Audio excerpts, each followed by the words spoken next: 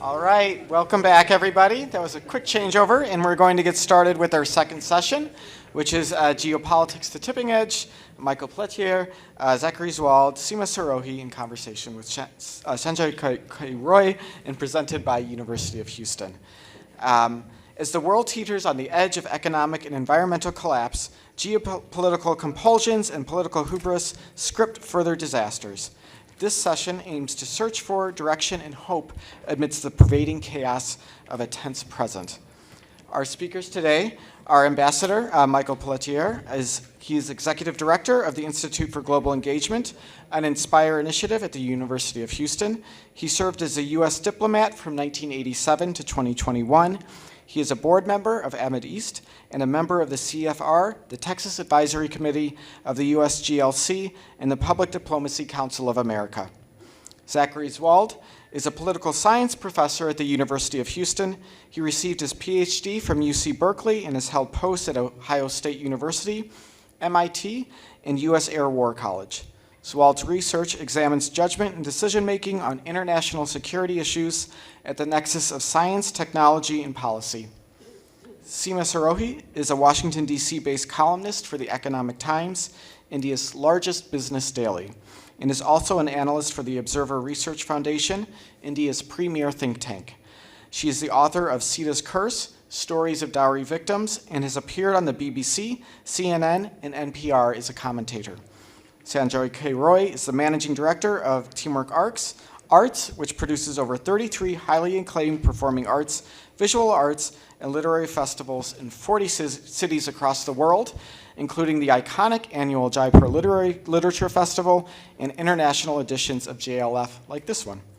He is also a founder trustee of Salam Balak Trust and the co-chair of the FICCI Creative Industries Committee. This conversation will be followed with a Q&A at the close of it. But ladies and gentlemen, let's get started with Geopolitics, the Tipping Edge, presented by University of Houston. Thank you. Thank you so much, Michael, and welcome to all our viewers online. Michael Pelletier, Ambassador, I'm going to start with you. Michael talked about hope. I think the only hope is maybe if Reba Som sings for us and brings peace across the world. Is there hope? That's the big question. Is there hope? And how do you see America right now poised in this very difficult position? It sort of seems to have stepped back from being the headmaster of the world and has ceded space, perhaps, ever since the 6th January sort of insurrection at the Capitol. It ceded space in the world where democracy has meant something. How do you see this moving forward? First of all, I think I'd say that for years, the United States has said we don't want to be the policeman of the world or the headmaster of the world. I think, in fact, I think the United States' strength comes from partnerships, from allies, from working with others. Was that before you all invaded Iraq or after? That was while the world reacted to what happened in Iraq. I may have been out of the diplomatic service, but I still believe that. But I think that's where one looks for hope, is that idea of partnerships, that idea of working together. The problems, the challenges that we face right now are really daunting, right? Some of the things you talked about, the floods in Pakistan, the ridiculous and deadly heat that so much of the world has seen, climate change. Where is the hope to deal with those problems? And all of those problems, to me, the hope, the solution comes from all of us working together. And I think that's what makes countries like the United States strong and stronger, is relying on those partnerships. And art, culture, song, events like this bring us together and help us to work together to understand each other better so that we can overcome some of these challenges. Seema, Michael talks about countries working together, and yet we're seeing across the world more problems. You're looking at Taiwan, you're looking at the Ukraine-Russia conflict, and of course conflict in this region, and the forgotten wars of Afghanistan, Libya, and Syria, let alone the wars that we're seeing about climate crisis. You're sitting in Washington. Do you see hope? Is there even discussion across the divide between the Republicans and Democrats to be able to address some of these key issues?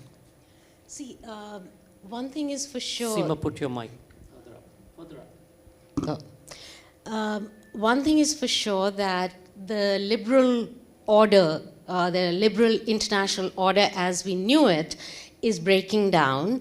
And the new order has not yet come into being. So we are in a limbo in some ways.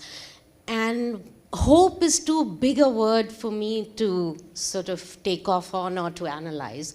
What I would say is democracies across the world, not just in the United States or in India, are feeling a kind of a strain. There's more polarization, there's more division, there's more acrimony.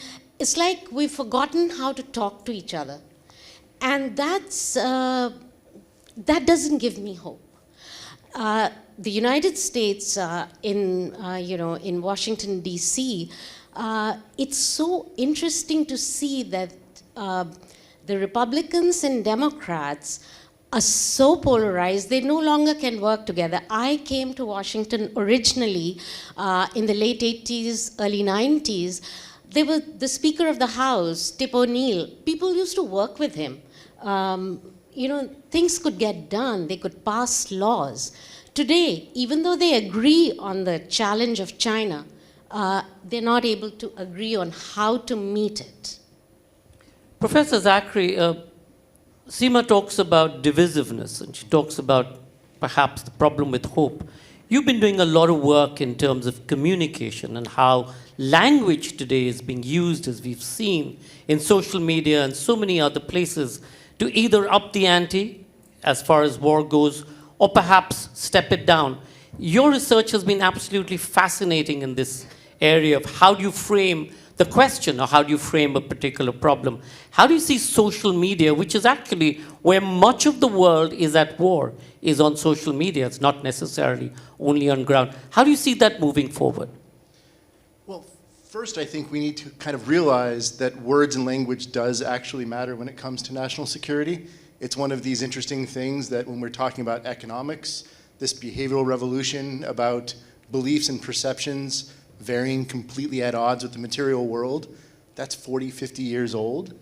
But in national security issues and political issues, we spend a lot of time talking about physical things. We talk about relative capacities of militaries and economies, and we don't think enough about the ability to shift people's views up and down, right? So I think that unfortunately, we see a lot of loose talk in the social media era.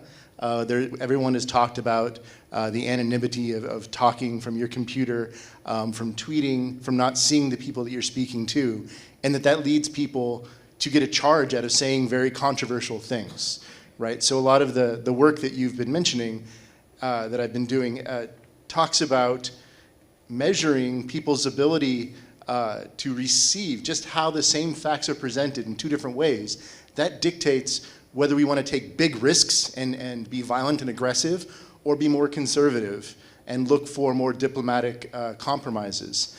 And I don't think that, unfortunately, the political class, let alone the media, is aware of the effects they're having, right? That when our former president was boasting and talking in boisterous terms, say with Kim Jong-un, and people would just say, he's just talking, but the adults will be in the room if decisions are made. A lot of the research I've been doing shows that actually he can shift public opinion to a point where he paints himself into a corner. And all of a sudden, all this boisterous talk that was just supposed to be for the cameras is now putting him in a situation that if he doesn't act, if he doesn't push, he may lose political face. He may not get the Republicans reelected or himself reelected. So we need to think more about that connection between social media and shifting frames of the world and the real decisions that are being made. He's talking about real decisions being made, Michael. Diplomacy in the past has always been at the forefront of bringing people together, or at least looking at resolution. However, the world order has changed completely. Today you have Quad, you've had Brexit, you've had the Ukraine-Russia conflict. How do you see that sort of playing out? You've been chargé d'affaires in India on behalf of the United States and the State Department. Do you see India and US coming together to be able to power this new, perhaps, world order? Yeah, I mean, I do. I think India and the US have a lot in common. Does not mean we're going to agree on everything, does not mean every day of every year of our partnership, of our relationship is going to be smooth sailing. That's not true of any partnership or relationship, as we all know from our personal lives. But that doesn't mean that the partnership can't exist and can't be useful. I think that's true of a lot of the partnerships and a lot of the allies that exist these days. Those partnerships and that common work together continues to exist even through disagreements, even through difficult times. And I think it's important to remember that. I think it gets to what Professor Zwald was saying about the importance of language. It's important to remember that and to speak accordingly and to frame the difficulties accordingly. They're not necessarily existential. There may be differences of opinion. There may be differences of ways of sort of tactics, but it doesn't mean the fundamental underlying beliefs are different. And I think what we're seeing, as Seema said, is you see a lot of shifts right now. You see a lot of kind of things that we thought were fundamentally agreed upon being re-examined and reconsidered. But that said, I think there are still a lot of countries in the world that still believe in the importance of representative democratic government, of the importance of taking public opinion into account. And I think that's one thing that is very true of India and the United States. We all love a good argument. Love a good argument. Seema, a couple of years ago, Houston celebrated Howdy Modi. America and India celebrated Howdy Modi, the coming together of these two great democracies. Is there a belief, or certainly in India there's an understanding or a belief that when there's a Republican government here in Washington, they tend to be far more friendly to India-US ties than when there's a Democratic government. Is that true in Washington, or is this just a perception that we hear? To some extent, I agree with that formulation because the most recent, the most transformational thing that happened between India and the US happened under the presidency of George W. Bush, which was the US-India nuclear deal, without which India and the US were getting stuck in almost every issue they tried to negotiate, because India had not signed the Nuclear Non-Proliferation Treaty, etc., not to bore the audience, but it's a very technical thing. But India not signing that treaty brought us into conflict with the US on every other issue where technology was involved. So, yes, George W. Bush took a hammer to this whole thing and brought India into the mainstream. It was very, very significant. Not many Americans would know about it, but in India, Bush is celebrated as having brought us closer strategically. Then Donald Trump... And Prime Minister Manmohan Singh. And Prime Minister Manmohan Singh, of course. Both leaders took a chance, you know. Manmohan Singh almost lost his government, like his government almost collapsed. Then comes, President Obama continued with that, but there wasn't any dramatic success, dramatic sort of page-turning success.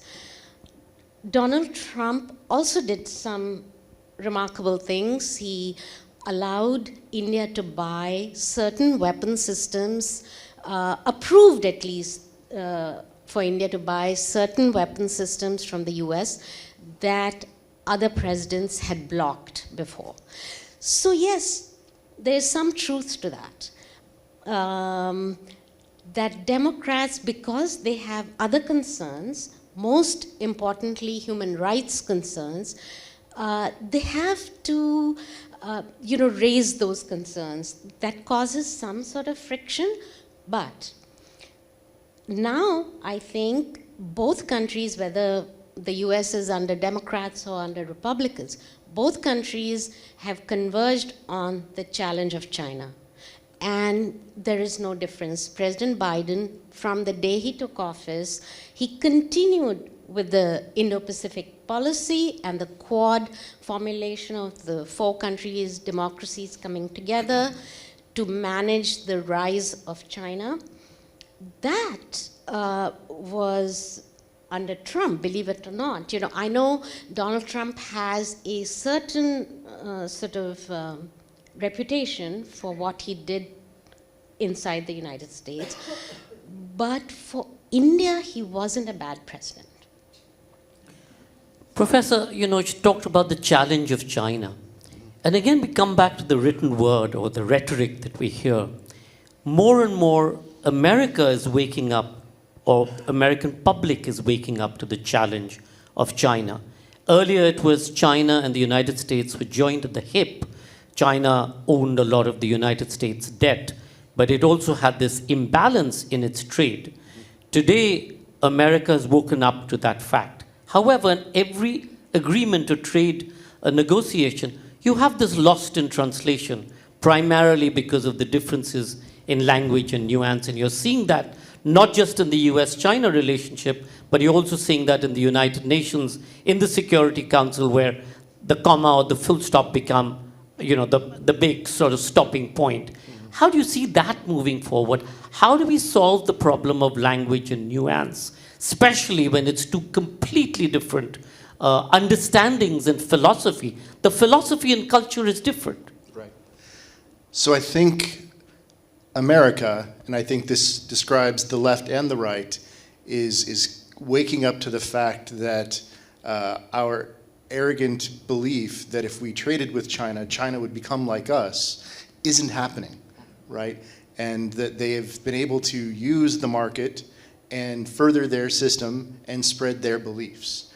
And I think for a lot of Americans, our just comfort and inability to see past our kind of classic liberal worldview didn't allow us to see that as a possibility. That if you brought in capitalism, you brought in markets, you spread ideas, you raised a middle class, you would think like us. You would see things like us. And so I think now we're finally waking up to the fact that we need to try to understand how China views the world and how they're viewing their world, their role in the world, right? So do they consider the role of the hegemon, the role of the dominant power in the world, the same as we do? Right? There's a lot of fear here that they want to supplant us. But do they see rising in the same way that we see rising? Do they look to the UN and see a growing, more powerful China in the UN the same way that we saw it, right? That if we were the dominant force in the 20th century, they would therefore become the dominant force in the 21st century. We've seen they have different philosophies when it comes to multilateralism, when it comes to the role of the state in the market. And I don't think that we've had enough one-on-one discussion to be able to develop that common language yet, right? When I've spoken to people in the State Department, be it arms control or trade, they just want to talk, right? They just want to get to the table and have any conversation with the Chinese so that they can understand where we are. The Soviet days, oftentimes these mundane negotiations would bring up these huge chasms in understanding. And it was only by having those sort of technocratic conversations that people realized, oh boy, we are seeing the nuclear world, the global world that's developing in fundamentally divergent terms. So I think that's where we are with China. We need to figure out where we don't understand each other. One of China's policies has always been checkbook diplomacy. If you look at much of Africa, you look at Sri Lanka, you're looking at much of the South Seas, you're seeing that, and you've seen how they've prevailed, except now there's a pushback from the local people, because the Chinese, when they've come in, they've hardly spent anything really into the local economy and only created debt. Ambassador, how do you see Quad sort of balancing this? Do you see this as a strong coming together, or do you see this yet again as another grouping because the United Nations has failed in its primary duty, which is to prevent war? Well, I think I think I kind of see it as two separate things. I think the first point you make about China's efforts through Belt and Road and through its more debt diplomacy, frankly, than checkbook diplomacy, I think we're seeing the limits of that now in places like a lot of African countries, in Sri Lanka, where you're seeing some real pushback, and you're actually, I think, seeing in China now some realization that, wait a minute, that we were counting on getting this money back and we may not, and that's leading to some more concerns on the Chinese front as well. And I see that as a very important dynamic. I think one where if we all sit back and wait a little bit, we may see that it doesn't work out at all the way the Chinese thought. I see the Quad as something quite different, quite frankly, and getting to my earlier point about allies and working with friends. For years before the Quad became a thing, countries like Japan, Australia, India, the United States, South Korea, and a few others realized that there was a commonality of interest, and some of it had to do with defense and security. A lot of it had to do with trade and economics. A lot of it had to do with common values. And so there was a coming together and a joint effort that grew, frankly, quite organically, and has now, at the current moment, is sort of embodied in the Quad, but I think which is likely to continue to grow and to develop, again, quite organically. And it didn't start necessarily as a grouping in opposition to China. It grew as a group that had a lot of things in common. Is one of those commonalities concern about China? Probably very much, but it's not sort of the driving force. So I see them as quite separate, but I see them as, again, as reinforcing the importance of working with people that are like-minded. Let me put you on the spot now that you're not in the State Department. I am not in the State Department. How do you see, I mean, there's been a divergence of view in India and the US about the relationship with Russia vis-a-vis the war in Ukraine. Yeah. We tend to have a completely different relationship and a worldview of our relationship with Russia. The United States has been trying to push us to come under a particular umbrella which looks at how the Russia-Ukraine conflict is. You've served in India for so long. You know you know the nuances there. How do you see this sort of impacting US-India relationship? I mean, I think, I'll give you again two answers. I think the India-US relationship is far broader, far deeper than any one issue or any one bilateral issue, even if it's something as important as Russia's invasion of Ukraine, which I think is really important. So I think, again, the importance of language and not presenting something as existential when it's not. I think the US-India partnership is now well recognized and very deep and very broad on both sides of the equation. That said, I must say I'm still a bit surprised by India's reaction. I understand it. I understand the history between the Soviet Union and India and Russia and India, the sort of relationship that's existed there for a long time. But I also understand how important the recognition of international boundaries and sovereignty is to India. I visited Arunachal Pradesh. I recognize how important that boundary is to India. And for India to kind of hedge its bets in a situation like this surprises me a little bit, but that's part of an internal dynamic, which hits on a lot of things, right? But I think ultimately, to my mind, quite frankly, the Russian invasion of Ukraine opens some really fundamental questions, and I think countries around the world, not just India, but lots of other countries are going to have to come to terms with that eventually. Ambassador Pelletier says he's surprised, and He should not be. Seema, when China encroached on India's borders, as they've been doing for a while, it's not that any of the Western countries or America stepped up to the table. 80% of India's weaponry still is of the USSR sort of providence, with much of the spare parts still having to come from there. It's only in recent times that you're seeing America and Europe having stepped up to the table in selling armaments to India. Should he be surprised? I don't think so, because first point, look at the neighborhood. Look at India's two neighbors, Pakistan on one side, China on the other, both in collusion, both anti-India. I think many Americans somehow are unable to appreciate in the true sense what it means to be living next to countries like that. They live next to Canada and Mexico. You know, it's a different ball game. Completely different ball game. They live next to the Bay Area as well. Yes. So that's number one. Number two, India depends for 60 to 80% of its defense equipment on Russia.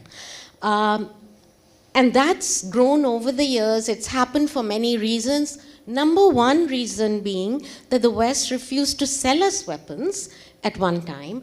Number two, Western weapons, even today, now that it's willing to sell, they're very expensive compared to Russian weapons. There's no technology transfer. So India wants to become, independent and doesn't want to depend entirely for its defense needs on any country, be it Russia or be it the United States. So that's number two. So for Ukraine, India is in a very difficult situation. It wants the help of Russia. It wants also the help of the West to face China. China is its primary concern right now. So for Americans to be surprised, I'm surprised that they are surprised because just last year, the US walked out of Afghanistan. No questions asked. What happens? India is very close to Afghanistan. Many of the terrorist groups based there, Indian defense analysts expect. Much of the equipment that America gave to Pakistan and Afghanistan is used against India by Pakistan and the ISI. Right. So just 2 days ago, the Biden administration has approved $450 million in a support program for Pakistan for the F-16s. F-16s have been used against India in the past. So, I mean, it's a very complex situation. It's not as if India is saying, no, we don't want American friendship. Of course we do. We want American friendship. We want Russian weapons at this stage. We've got to defend ourselves. And I want to make one point. When China encroached this time in 2020 into Indian territory, the Americans did help us in major ways. They gave us real-time intelligence on troop deployments of the Chinese. They gave us Satellite. No, Satellite. they gave us equipment and they gave us clothing for high altitude. Because India had to suddenly deploy, 50,000 more soldiers. We didn't have clothing for those. So the Pentagon sent us stuff in a very urgent fashion. So that was much appreciated. That happened in the last administration. Professor, we're talking about trillions of dollars being spent on acquiring nuclear weaponry or traditional weaponry. And yet, when you have the smallest virus that fells the entire world, collectively we are not seeing the kind of action that's needed to address either the climate crisis or issues like this. However, this time during the pandemic, the world did come together to some extent to be able to share technology, know-how, and leapfrog from each other's inventions. And it's the first time that you've had a vaccine that's come out in such a short period of time because of global cooperation. Is that one way forward? And is there a threat going forward in terms of what we see as the climate crisis and more pandemics? And how are we going to address that into the future? Boy, I want to talk about Russia and Ukraine. So, I do think the pandemic was the unexpected thing that everyone had been talking about for 20 years, right? So the notion within, national security circles, everyone was saying this is just a matter of time, and when this happens, watch out. But psychologically, the pandemic and in preparations for it and preparations for climate change both suffer from the same problems. They seem inevitable. They seem both immediate and amorphous and over there.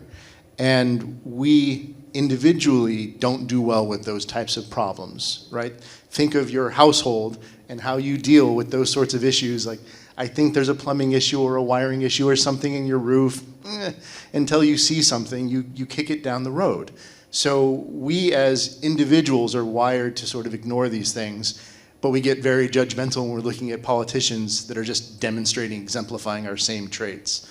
And then when you get to a group level, a political level, there are always these more immediate fires to put out, right? So hopefully COVID provided, although it was horrible and caused so much death and so much suffering, on the scale of pandemics that we had been fearing, it was on the manageable level, right? And things that people have talked about in terms of contagions and what they can do can be much worse. So hopefully that was enough of a wake-up call to allow for investments in this infrastructure that you're talking about, so that when and if, and statistically it's a when rather than an if, when this happens next time, there is more of a fundamental system in place with yearly funding, with international cross-expertise collaborations, so that people can hit the ground running a little bit faster.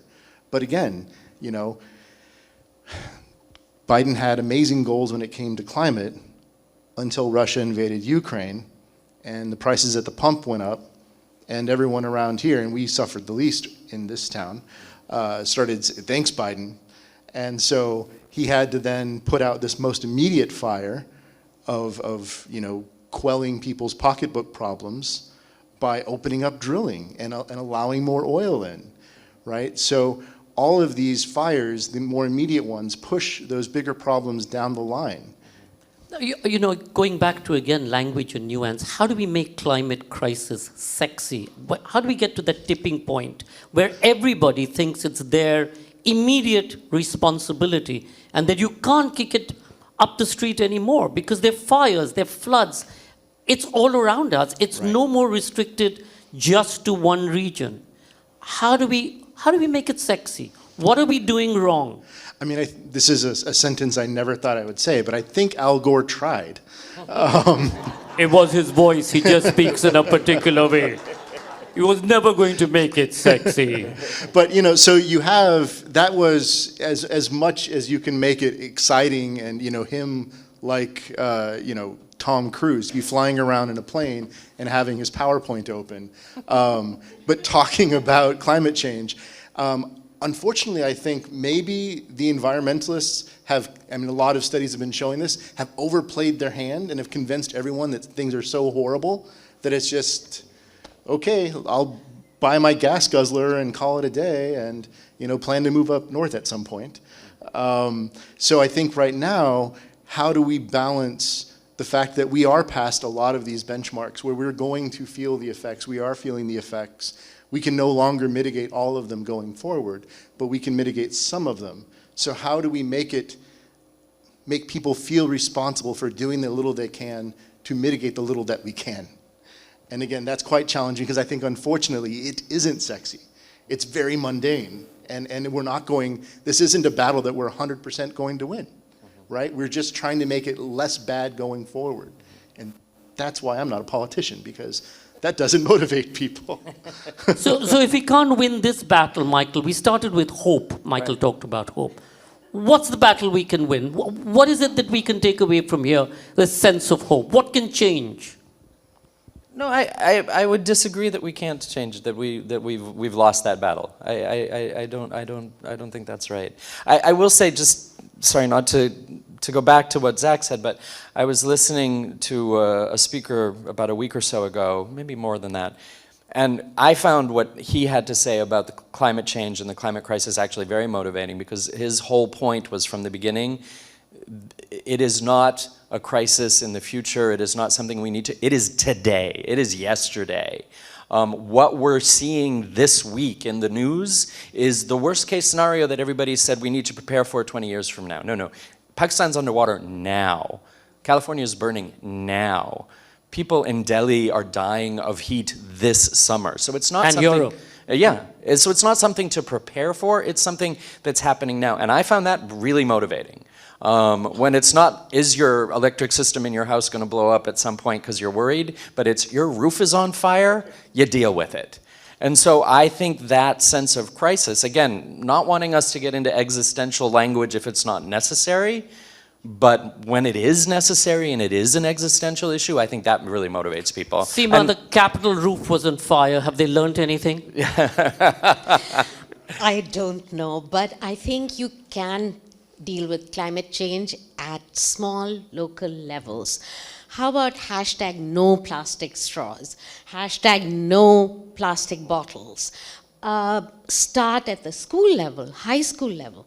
But you know what you run into in America if you do that? Well, the teachers will be questioned by some parents or some, right-wing Republican, blah, blah, blah, that, you are teaching my child history, how dare you? They did that in some schools in the Virginia area near Washington, D.C., because they wanted to have a more inclusive take on American history. Anyway, so these are the problems. They're very complex. All the problems kind of run into each other, I feel. Yes, climate is so urgent. A house is burning.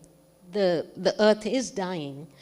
But, The earth won't die. We will die. We will die. The earth will continue. It always You're has. right. You're right.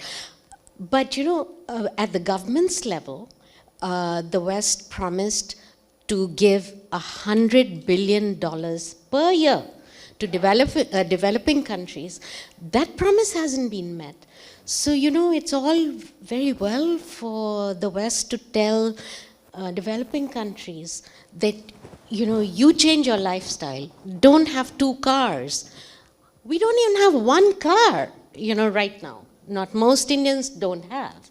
So, I think governments have to also act and put the money where their mouth is, instead of just mouthing, big words and going to these conferences on climate change and making promises that they don't fulfill.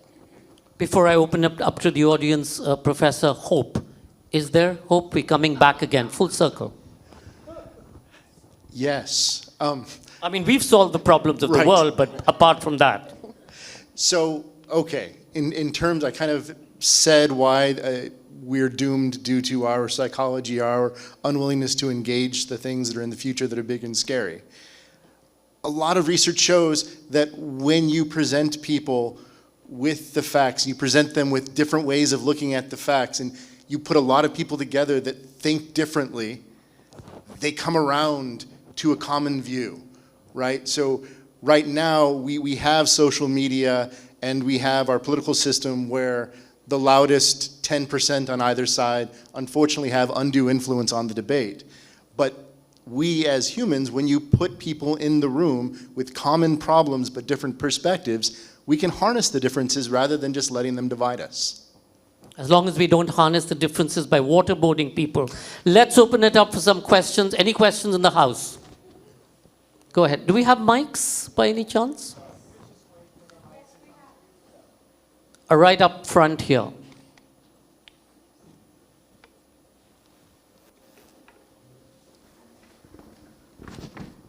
I'm Kajul Roy. I've been in the oil industry all my life. We are criminals, as some people think. But even the oil industry is changing. So there is hope, Professor Hope. The oil industry is looking at green energy.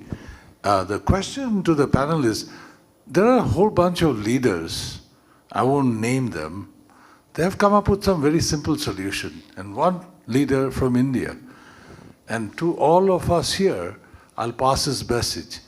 Plant trees. Plant trees. Why? Trees give oxygen and absorb carbon dioxide. Very simple. We have denuded the earth of trees. Plant trees. That's how we can start. Other than Seema's year of cut out the plastics. Thank you. Plant trees. Any other questions? And we'll come back to reactions. Anybody else in the audience?